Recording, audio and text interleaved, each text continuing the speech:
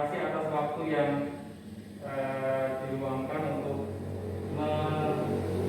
mengikuti pembahasan program guru penggerak. Jadi ini salah satu bagian dari tugas saya untuk melakukan pembahasan atau pemberian istilahnya kayak menularkan ketentuan itu budaya positif, yang mana budaya positif ini dari program guru penggerak bisa dikeluarkan ke teman-teman. Siapa tahu nanti bisa dijadikan sebuah role model atau sebuah peraturan yang bisa diterapkan di sekolah. Karena saya sendiri setelah mempelajari budaya positif ini juga merasa selama ini ternyata saya masih agak kurang dari hal yang seharusnya dilakukan di sekolah, yaitu di mana guru penggerak ini masih diberlakukan pada sekolah yang berpusat kepada murid. Jadi budaya positif ini tujuannya adalah semua untuk murid. Nah, budaya positif ini di sekolah ada 6 aspek yang akan saya sampaikan, yaitu yang pertama perubahan paradigma, stimulus respon, lawan teori kontrol, yang kedua arti disiplin dan 3 motivasi perilaku manusia, yang ketiga keyakinan kelas, hukuman dan penghargaan, dan keempat kebutuhan dasar manusia, 5 posisi kontrol, dan yang keenam segitiga restitusi. Untuk yang segitiga restitusi beberapa waktu lalu sudah saya terapkan di kelas 6, di mana di situ juga saya melakukan tugas dari guru penggerak untuk mensimulasikan suatu masalah, kemudian penyelesaian seperti apa. Nanti kita akan masuk ke sana di sesi yang ke-6. Untuk yang pertama, yaitu perubahan paradigma stimulus respon lawan teori kontrol. Selama ini di sekolah-sekolah pada umumnya, terutama di sekolah-sekolah yang sudah besar, mungkin mereka menerapkan stimulus respon karena stimulus respon ini bagian dari upaya penertiban anak-anak menggunakan stimulus, menggunakan rangsangan. Biasanya dulu waktu saya di sekolah swasta itu menggunakan bintang. Jadi mereka nanti ketika mengumpulkan bintang banyak kemudian akan mendapatkan sesuatu, itu namanya stimulus respon. Nah, dari perubahan paradigma yang akan dirubah, yaitu dari stimulus respon menuju ke teori kontrol, yang mana teori kontrol ini dipelopori oleh Dr. William Glasser dalam teori. Dari sekian banyak yang sudah kita terapkan di pendidikan Indonesia terutama, itu ada miskonsepsi tentang kontrol, di mana guru mengontrol murid itu kita tidak bisa memaksa murid untuk memilih. Meskipun tampaknya kita sedang mengontrol murid, tapi hal ini murid tersebut sedang mengizinkan dia dikontrol. Kemudian yang kedua, semua penguasaan positif bermanfaat. Penguatan positif adalah bentuk kontrol, di mana ketika kita memberikan nasihat dan sebagainya itu merupakan salah satu bagian dari penguasaan positif. Dalam jangka waktu tertentu murid akan menyadari dan mencoba untuk menolak tujuan kita di satu waktu. Karena saya juga pernah mengalami hal yang seperti itu. Kemudian yang ketiga, kritik membuat orang bersalah adalah menguatkan karakter. Selama ini kita menerapkan yang namanya ketika kita mengkritik anak itu akan membuat anak menjadi bersalah dan dia akan kuat karakternya. Ternyata itu bukannya menguatkan tapi malah membuat anak menuju identitas gagal. Jadi beberapa miskonsepsi ini mungkin akan diluruskan dengan teori kontrol. Yang terakhir, orang dewasa memiliki hak untuk memaksa. Selama ini kita sebagai guru mungkin banyak hal yang kita secara terhadap, saya pun juga pernah seperti itu. Jadi kadang saya sudah setengah memaksa kalau anak tidak mau melakukan hal yang kita inginkan. Nah, jadi miskonsepsi ini terkait dengan mayoritas percaya bahwa mereka memiliki tanggung jawab untuk membuat murid berbuat hal tertentu, padahal orang dewasa akan menyadari perilaku memaksa tidak akan efektif untuk jangka waktu yang panjang. Jadi pemaksaan itu tidak akan bertahan lama. Nah, perubahan paradigma yang ada sekarang ini adalah berkaitan dengan paradigma stimulus respon, yaitu pendekatan teori kontrol, di mana perubahan ini pandangan tentang dunia yang selama ini kita lakukan adalah menggunakan stimulus respon, di mana ketika kita memandang dunia, realitas kebutuhan kita sama. Tapi ketika kita menggunakan teori kontrol maka kebutuhan kita berbeda. Semua orang melihatnya yang sama, padahal setiap orang memiliki gambaran yang berbeda. Kemudian kita mencoba mengubah orang agar berpandangan sama dengan kita. Dengan teori kontrol maka kita berusaha memahami pandangan orang lain tentang dunia. Kemudian terakhir, perilaku buruk dilihat sebagai suatu kesalahan pada stimulus respon. Tapi ketika di teori kontrol semua perilaku memiliki tujuan dan memiliki alasan. Di penjelasan yang lain, orang lain bisa mengontrol saya, tapi di teori kontrol hanya Anda yang bisa mengontrol diri Anda. Kemudian saya bisa mengontrol orang lain, Anda tidak bisa mengontrol orang lain. Pemaksaan ada pada saat juga jaga kolaborasi dan konsensus menciptakan nilai baru. Dan yang terakhir, selama ini kita menggunakan teori stimulus respon itu adalah tentang menang kalah. Maka pergantian paradigma, pandangan cara pandang kita yaitu diubah menjadi model berpikir menang-menang atau win-win solution yang selama ini banyak diterapkan di seminar-seminar di nasional dan internasional. Kemudian ini yang kedua, tadi pertama adalah stimulus respon, kedua disiplin positif dan tiga motivasi perilaku manusia. Di setiap dari masing-masing manusia itu kita mempunyai standar disiplin yang berbeda-beda, yaitu kata-kata disiplin yang di sini artinya adalah sebagai kata tertib, kemudian teratur dan kepatuhan pada peraturan yang selama ini kita gunakan. Kemudian yang kedua adalah disiplin juga sering dihubungkan dengan hukuman. Secara umum masih banyak terjadi, terutama di SMA SMP itu ketika mereka terlambat maka mereka akan dihukum. Seperti itu adalah kategori hukuman. Kemudian kita cenderung menghukum diri dengan ketidaknyamanan murid. Selama ini yang masih saya pahami juga banyak teman-teman dari hubungan yang juga menganggap bahwa disiplin itu adalah menghukum murid, membuat murid tidak nyaman. Itu yang ada di sekarang ini diterapkan. Kemudian menurut Ki Hajar Dewantara, disiplin itu adalah kuat. Disiplin yang kuat itu berasal dari dalam diri. Kemudian menurut Diane Boston, dengan disiplin diri membuat seseorang menggali potensi pada tujuan sesuatu yang dihargai dan bermakna. Dan pada akhirnya sebagai pendidik, tujuan kita adalah menciptakan anak-anak yang memiliki disiplin diri, bukan disiplin karena peraturan atau karena takut pada guru atau sekolah, sehingga mereka akan berperilaku mengacu pada kebajikan universal dan intrinsik. Nah, di sini ada tiga motivasi perilaku manusia, di mana Dian Boston dalam bukunya Restructuring School Discipline menyatakan ada tiga motivasi. Yang pertama untuk menghindari ketidaknyamanan yang ada, kemudian untuk mendapatkan imbalan atau penghargaan dari orang lain, dan yang ketiga menjadi orang yang mereka inginkan, yaitu menghargai diri sendiri dengan nilai yang mereka percayai. Dari yang sudah dijelaskan oleh Bos tadi, di sini ada kaitannya untuk menghindari ketidaknyamanan itu adalah tingkat yang terendah, di mana siswa akan takut dan akan melaksanakan apa yang diterapkan di sekolah tersebut. Orang menghindari ketidaknyamanan kalau rumah sebenarnya sedang mencari menghindari permasalahan yang muncul pada mereka secara fisik, psikologis maupun tidak terpenuhinya kebutuhan mereka bila tidak melakukan tindakan tersebut. Jadi ini terkait dengan ketidaknyamanan yang akan diterima anak ketika dia melakukan suatu pelanggaran. Mereka akan takut hanya karena takut untuk tidak nyaman. Jadi menghindari hukuman. Yang kedua, mendapatkan imbalan atau penghargaan dari orang lain. Berarti seperti yang tadi stimulus respon, di mana ketika akan melakukan kebaikan maka dia akan mendapatkan sesuatu imbalan, yaitu bintang atau ini penghargaan. Motivasi pertama, satu tingkat di atasnya yang tadi adalah mendapat imbalan. Kalau tadi itu hanya takut hukuman, motivasi yang kedua adalah takut mendapat imbalan, di mana anak akan bersemangat kalau ada imbalannya. Tapi kalau tidak ada imbalannya, anak akan kembali menjadi tidak bersemangat kembali. Itu berkaitan dengan imbalan. Yang berikutnya, yang ketiga, untuk menghargai diri sendiri dengan nilai-nilai yang mereka percaya. Ini ada tingkatan yang paling tinggi, di mana anak akan melakukan kebaikan-kebaikan karena mereka termotivasi dari dalam diri mereka sendiri, tidak berkaitan dengan peraturan sekolah, tidak berkaitan dengan kenyamanan yang tadi. Jadi ini bersifat internal.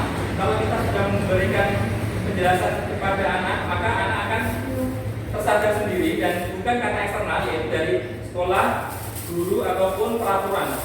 Ini adalah juga apa namanya, penghargaan kepada anak yang paling tinggi dan akan berdampak pada jangka panjang.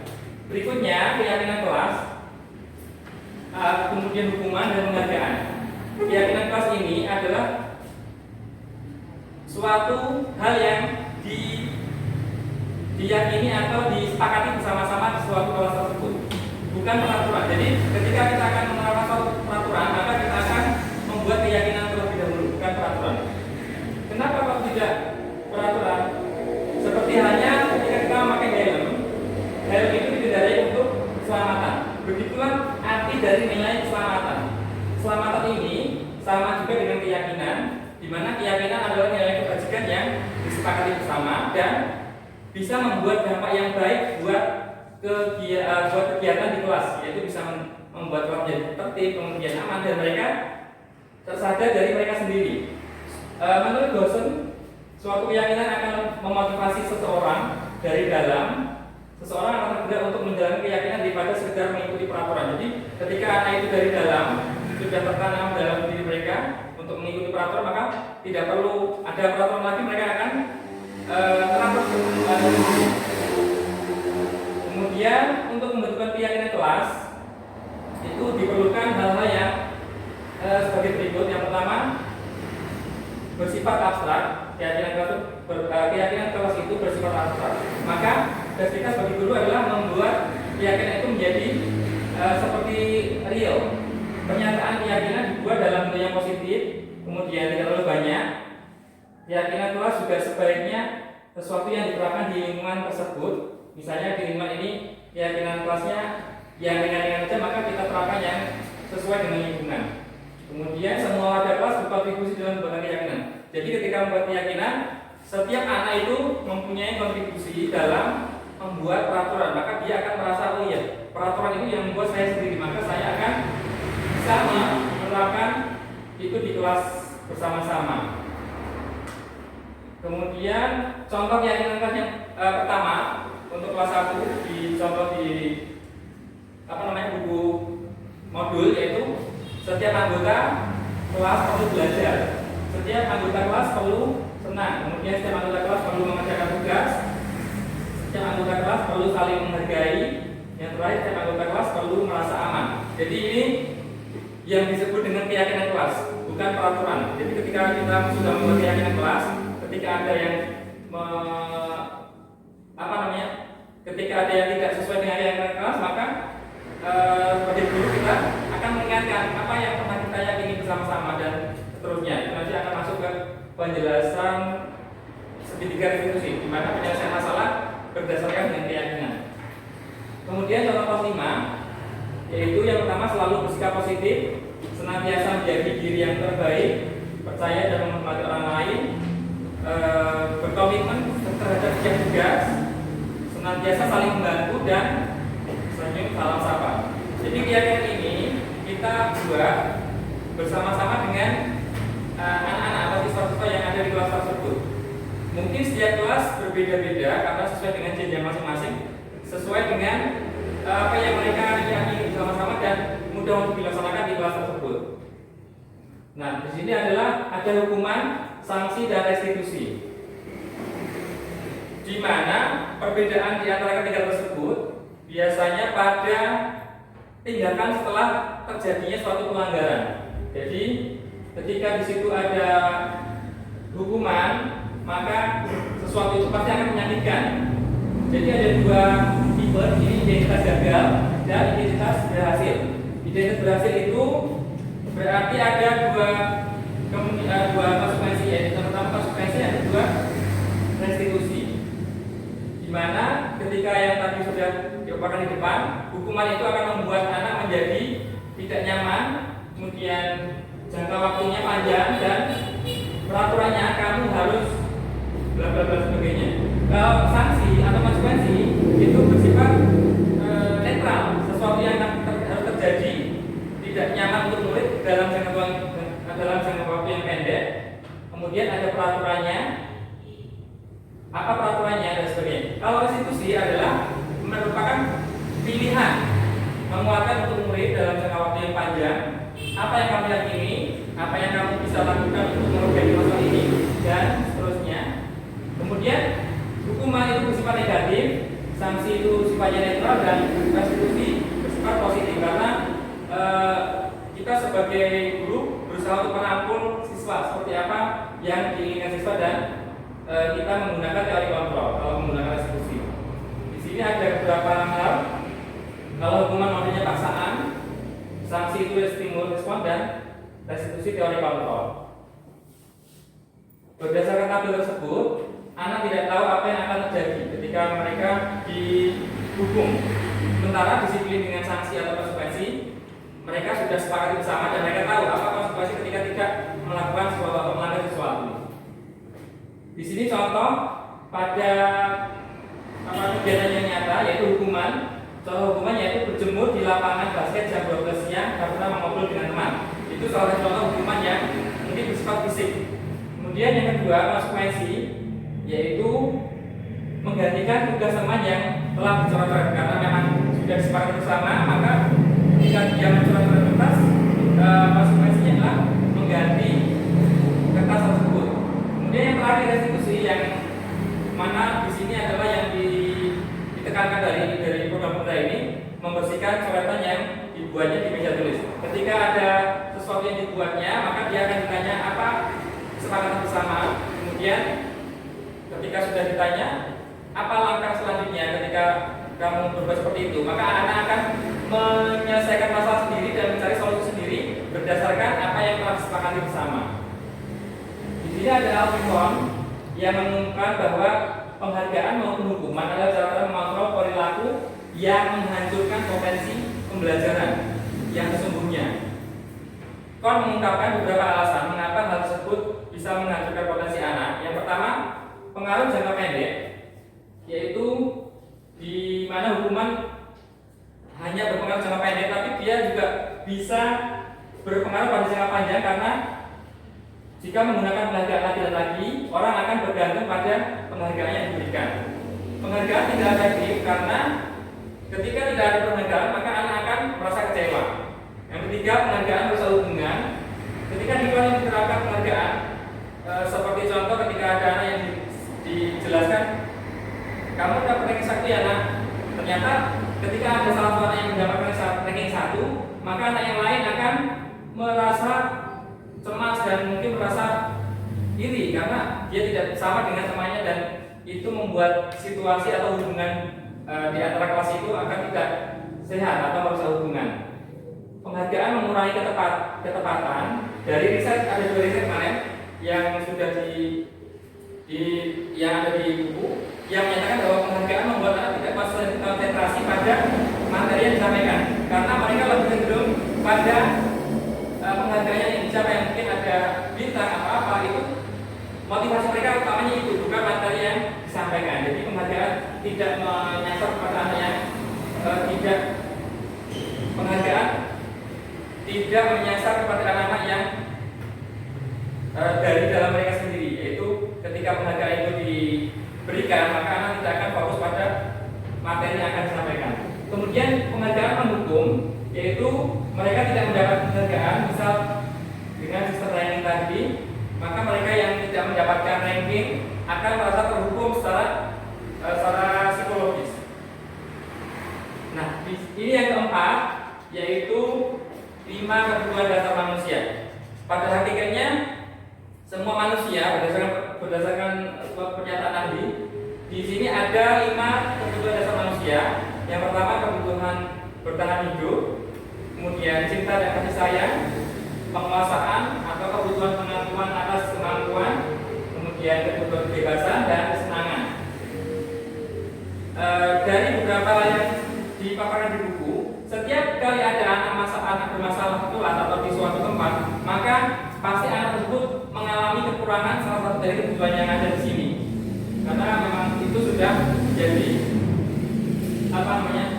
konsekuensi ketika anak itu tidak mendapatkan kebutuhan dasar manusia di rumah, maka dia akan mencari kebutuhan dasarnya di sekolah dan akan membuat situasi di sekolah kurang nyaman. Yang pertama, kebutuhan bertahan hidup. Contohnya anak yang lapar, ia berusaha mencari tahu cara agar bisa makan pada saat jam istirahat. Kemudian ciptakan kasih sayang, kebutuhan untuk mencintai, memberi dan menerima kasih sayang. Contoh real di kegiatan pembelajaran di TK ini ada anak yang berlari dan ingin dikejar oleh ibu gurunya.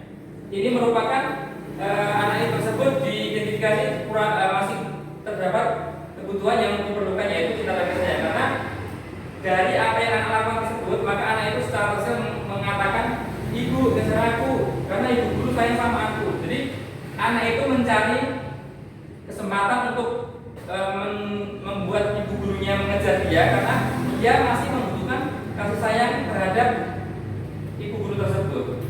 Jadi ketika anak yang di sekolah itu mereka membuat sesuatu keributan atau apa, pasti di sana ada sesuatu hal yang perlu dibutuhkan oleh anak kebutuhan dasarnya.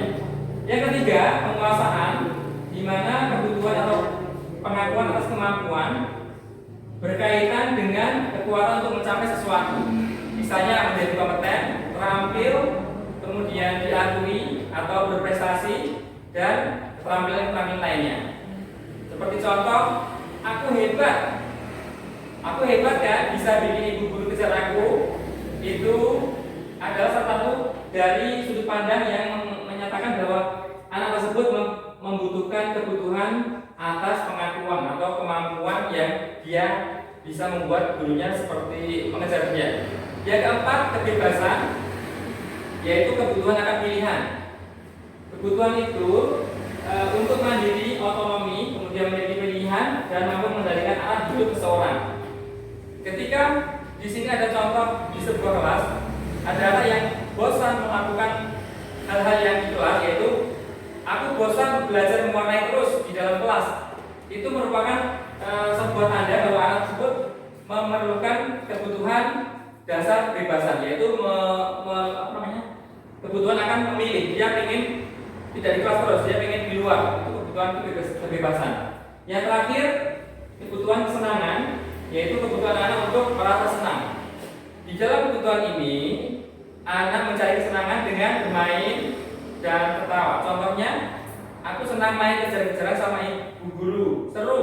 Itu salah satu sudut pandang yang lain yang menyatakan anak itu ingin bermain sama ibu gurunya karena dia membutuhkan kesenangan atau membutuhkan kebutuhan yang merasa senang. Kelima, yaitu ada 5 proses kontrol.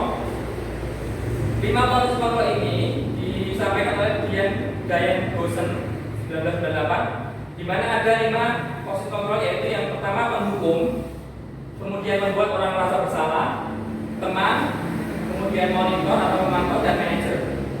Ini kemarin berdasarkan diskusi yang sudah saya laksanakan di Google Meet, di mana ada guru SD, SMP, SMA, dan mereka semua rata-rata memang mengakui bahwa semua ini pernah dilakukan oleh guru, dimulai dari menghukum, kemudian membuat orang merasa bersalah, dan teman.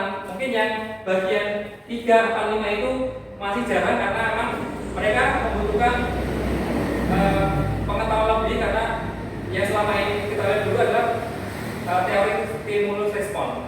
Jadi ketika ada menghukum, membuat orang merasa bersalah, itu merupakan posisi kontrol yang paling bawah.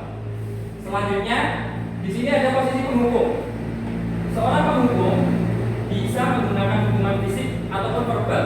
Mereka beralasan bahwa sekolah memerlukan sistem untuk menekan murid yang mungkin dianggap bandel atau tidak taat pada peraturan.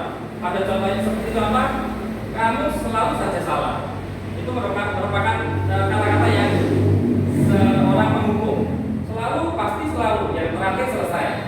Itu juga satu kategori penghukum, di mana guru itu akan menghakimi anak untuk membuat anak itu merasa tidak nyaman dan merasa tertekan, karena guru tersebut tidak ingin anak itu lama. Apa misalnya dalam mengerjakan tugas ada anak yang lama, maka guru yang tipe penghukum, dia akan mengatakan selalu aja pasti kamu yang telah selesai.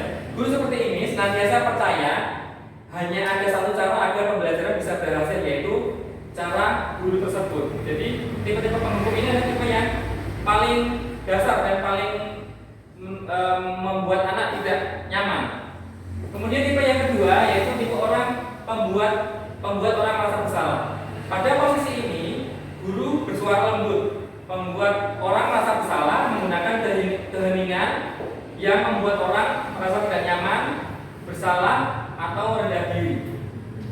Contohnya, ibu sangat kecewa sekali dengan kamu karena sudah melakukan suatu kesalahan. Atau gimana coba kalau orang tua kamu tahu kalau kamu begini. Jadi mungkin ini kata-katanya lembut, tapi membuat anak menjadi merasa bersalah dan tidak nyaman. Murid memiliki penilaian diri yang buruk tentang mereka. Kemudian murid merasa tidak berharga dan telah mengecewakan orang-orang yang disayanginya. Ini adalah membuat orang merasa bersalah. Yang ketiga, posisi guru di mana dia sebagai seorang teman, yaitu tidak akan menyakiti murid, namun akan berupaya mengontrol murid melalui persuasi, melalui bujukan. Posisi teman pada guru bisa negatif, bisa positif. Ketika guru menggunakan humor dan hubungan yang baik untuk memengaruhi seseorang. Contohnya, ayo bantulah demi bapak ya. Kemudian ayo ingat tidak bantuan bapak selama ini. Jadi seolah-olah dia memposisikan diri sebagai temannya siswa, tapi hal negatif itu akan terjadi ketika yang mengajar itu bukan guru yang bersangkutan. Misalnya murid tersebut akan tergantung dengan guru yang sudah dianggap sebagai teman. Murid juga akan merasa kecewa jika suatu saat guru tidak membantu. Kemudian posisi yang keempat, posisi yang di bawahnya, posisi yang paling atas, yaitu monitor, di mana guru mengawasi. Posisi ini menggunakan peraturan-peraturan dan konsekuensi yang tadi seperti yang sudah di depan, yaitu contoh peraturannya apa ya, kemudian apa yang telah kamu lakukan.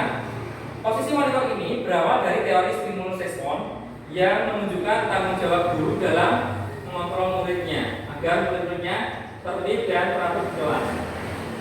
Yang terakhir, posisi yang paling atas atau yang paling bagus adalah posisi manajer, di mana posisi ini menempatkan dirinya sebagai guru itu berbuat sesuatu bersama-sama dengan muridnya, mempersilahkan muridnya mempertanggungjawabkan perilaku yang telah diperbuatnya, kemudian mendukung murid agar dapat menemukan solusi atas permasalahannya sendiri.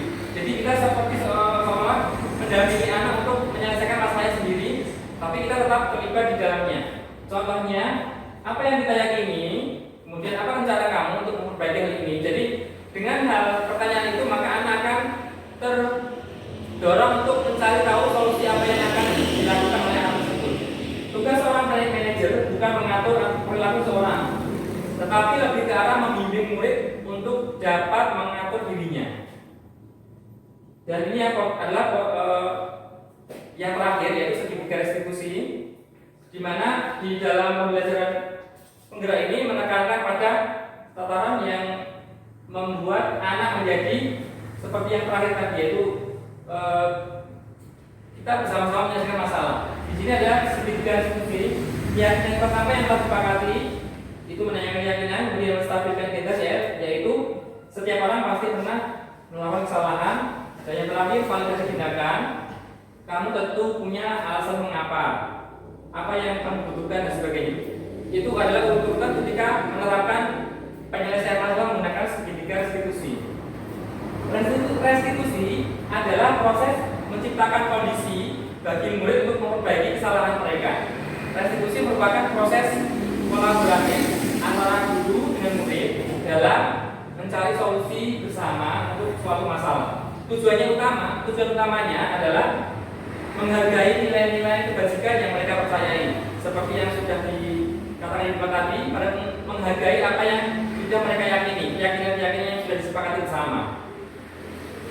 Ciri-ciri restitusi yaitu bukan untuk menebus kesalahan, tapi belajar dari kesalahan, memperbaiki hubungan, kemudian tawaran dengan pasangan, menuntun untuk melihat ke dalam diri masing-masing murid, mencari kebutuhan dasar yang mendasari tindakan tersebut, seperti yang tadi 5 kebutuhan dasar, kemudian Kemudian restitusi diri adalah cara yang paling baik dilakukan untuk menstabilkan hubungan antara guru dan murid dan teman-temannya. Yang ketujuh, fokus pada karakter bukan pada tindakan. Dan yang terakhir, menguatkan pada diri anak atau fokus pada solusinya. Kemudian proses ini meliputi 3 tahap. Yang pertama, menstabilkan identitas. Misalnya, kita semua akan melakukan hal yang terbaik. Kemudian yang kedua, validasi tindakan, yaitu semua perilaku memiliki alasan. Yang ketiga, tawaran, yaitu bukan paksaan. Kita semua memiliki motivasi internal. Dalam menyelesaikan suatu persoalan, maka dibutuhkan langkah-langkah seperti yang berikut ini, yaitu menstabilkan identitas. Misalnya mengatakan tidak ada yang manusia sempurna. Kita semua pernah melakukan kesalahan ini. Kemudian yang kedua, setelah menstabilkan tadi, maka dilakukan berikutnya adalah validasi tindakan yang salah. Kamu pasti punya alasan mengapa berbuat seperti itu. Ketika ada bersalah, maka kita akan menstabilkan dulu, kemudian melakukan validasi dengan pertanyaan yang tadi. Dan yang terakhir, menanyakan keyakinan. Apa nilai-nilai yang kita yakini atau yang kita sepakati bersama. Kemudian apa solusi untuk masalah ini, kita akan sampaikan ke anak agar anak itu bisa menyelesaikan masalahnya sendiri. Mungkin itu saja dari budaya positif yang bisa saya sampaikan. Mohon maaf jika ada kekurangan dan kesalahan. Terima kasih. Assalamualaikum warahmatullahi wabarakatuh. Ini ada pertanyaan? Ya, Bapak Ibu. Ya. Berkenaan dengan tadi yang sudah disampaikan. Untuk kaitan dengan anak Ya. anak itu kalau kira-kira menurut yang sudah disampaikan, kan kalau masih kelas kecil Ya. belum bisa. Tapi yang terakhir ya, misalkan anak-anak menyelesaikan masalahnya sendiri. Ini bagaimana? Oh, yang nomor 2 pertanyaan dia itu berkenaan dengan sanksi dan hukuman. Ya. Kita di lapangan itu kadang antara sanksi dan hukuman kan tidak memiliki gitu loh. Oh iya. Kenyataannya sekarang kalau dia mampu memang kebanyakan dihukum itu secara atau sanksi fisik. Tapi kalau sekarang kan sanksi atau hukuman jarang sampai fisik. Nah itu mungkin mohon dijelaskan sanksi dan Untuk yang pertama tadi pertanyaan tentang solusi di kelas 1 ya, kelas 1. kelas kecil ya, Ya, kelas kecil. masalahnya. Iya. Dimulai dari yang pertama tadi, ketika ada sebuah kesalahan, maka anak itu akan kita sampaikan dulu ke anak-anak. Misalnya di kemarin ada yang bertengkar ya antara kelas 1 sama kelas 3. Itu dikumpulkan dulu bersama, istilahnya dihadap-hadapkan. Kita cari tahu dulu masalahnya apa, kemudian kita buat misalnya yang kelas 1 tadi bersalah apa-apa. Oh itu salah.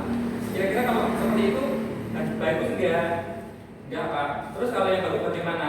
Itu adalah sebuah pertanyaan yang membuat anak itu mencari solusi. Jadi ketika anak bersalah, mungkin kalau menurut yang teori ini adalah kamu ngapain kayak itu yang mungkin sudah lama-lama dan saya telah makan juga. Tapi yang bagus yang dilakukan di sini adalah dengan berdialog bersama. Intinya itu. Ketika anak itu bersalah, kita gali aja apa saja yang anak lakukan, kesalahan apa, kemudian kenapa seperti itu, kemudian apa yang membuat anak seperti itu, dan kira-kira kalau biar masalahnya selesai, kamu harus berbuat apa, kamu harus bagaimana. Mungkin anak-anak akan berpikir juga Pak, mereka akan berpikir kritis dan membuat suatu keputusan yang bisa dilakukan. Kemudian yang kedua, hukuman dan sanksi. Kalau hukuman tadi adalah yang berkaitan dengan fisik atau verbal yang mana membuat anak menjadi tidak nyaman. Kalau sanksi itu lebih ke konsekuensi yang sudah disepakati bersama. Kalau hukuman itu bersifat tiba-tiba sesuai dengan suka-sukanya guru. Misalnya anak terlambat kemudian putar lapangan 2 kali itu hukuman. Tapi kalau sanksi anak itu sudah tahu peraturannya apa, kemudian dia ketika salah itu tadi peraturannya apa, jadi dia sudah mengetahui dan konsekuensinya juga sudah diketahui juga. Jadi mungkin sanksi itu lebih ke kesepakatan yang sudah disepakati bersama. Kalau salah nanti anak itu akan buat apa, kalau tidak dia akan tetap aman. Seperti itu. Kalau hukuman itu lebih ke suka-suka tadi Pak. Jadi arahnya anak nggak tahu dia mau dihukum apa itu nggak tahu. Kalau sanksi itu atau konsekuensi itu mereka sudah bersepakat bersama-sama satu kelas. Ketika membuat kesalahan maka mereka akan menjawab, mereka tahu. Bedanya itu Pak. Makasih Pak Irma. Oke, Pak Wid.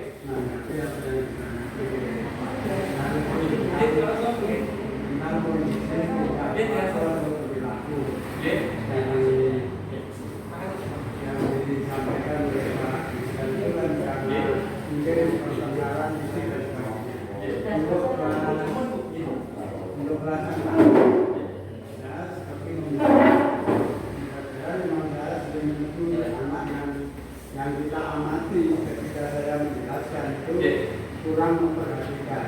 Nah itu dalam pendidikan saya itu mungkin menjadikan anak menjadi kecewa atau mungkin menyebabkan anak menjadi drop. Dan solusi yang tepat itu dalam pembelajaran seperti apa? Kalau saya seperti ini mungkin saya bisa menjadi unit manager, ya kan? Saya dekati cara belajar, cara menyelesaikan soal seperti ini isian, terutama anak-anak yang isian itu tidak tahu tentang mengisi. Padahal jawabnya ada di bacaan itu. Terus saya menunjukkan tuh bacaan ini semua untuk menjelaskan pertanyaan yang kamu pelajari ini. Nah itu menurut aku itu juga termasuk manajerial. Nah itu yang benar yang bagaimana? Kalau manajer yang sudah itu aja Pak pertama ya? Itu aja yang masalah belajaran. Yang disampaikan tadi kan mungkin anak berkelahi. Ya. Kalau yang sejauh yang saya ketahui terkait dengan manajer itu kita intinya tidak menganggap anak itu bersalah. Jadi kita akan merangkul mereka. Misalnya anak tadi yang tidak memperhatikan, mungkin kalau menurut saya kita datangi dulu, setelah didatangi kemudian apa masalahnya, kemudian apa yang perlu dilakukan. Ya mungkin kita sebagai seorang guru harus membimbing Pak, manajer pada akhirnya membimbing anak yang mana yang ini kemudian kita tunjukkan gimana yang harusnya. Memang 1-2 kali kalau anak yang kelas 4 kan ada yang tipe-tipe yang agak malas mencari ya. Hanya 4 orang itu. Oke. Sudah saya tunjukkan pun tidak ada. Ya itu mungkin sedikit butuh ketegasan atau bisa jadi diterapkan juga Pak di kelas itu sebuah konsekuensi. Misalnya tidak belajar atau gimana, nanti konsekuensi gimana. Itu salah satu yang bisa mendorong anak untuk rajin belajar terlebih dahulu sebelum kita masuk ke arah manajerial tadi. Karena manajer itu pada dasarnya hanya membimbing anak untuk mencari penyelesaian masalah. Kalau yang bersifat di kelas itu adalah seperti kontrol guru kali ya. Mungkin anak di rumah juga mereka banyak yang kurang kebutuhannya Pak. Kalau saya melihat seperti halnya tadi. Jadi anak itu membutuhkan sebuah perhatian lebih di sekolah. Pertama mungkin anak dengar kalau anak itu nggak pernah ini atau nggak pernah perhatikan, maka mungkin ada salah satu yang kurang dari mereka. Mungkin kita akan menggunakan dialog, apa namanya itu? Kira-kira yang dibutuhkan itu apa? Kemudian persuasi lah istilahnya. Kita membujuk anak untuk bagaimana biar kamu itu bisa belajar terus di rumah. Kemudian anak itu semakin dia sering belajar kan semakin otomatis dia tahu oh tempat-tempatnya di mana itu pasti tahu Pak. Kalau saya melihat di ya mungkin kesannya ada salah satu anak yang dia mungkin tidak pernah baca buku ya Pak ya. Itu pasti tidak akan tahu ketika berhubungan pun juga karena ada yang mungkin belum tahu materinya apa itu belum tahu karena materi kelas kan memang sudah tinggi kan Pak. Apalagi ada beberapa anak yang masih mengeja atau masih bacanya belum lancar, itu sangat berpengaruh. Kelas 1 saja ketika tidak ditunjukkan jawaban yang mana yang A, apa, B, apa itu juga mereka tidak akan bisa menjawab. Jadi mungkin lebih ke arah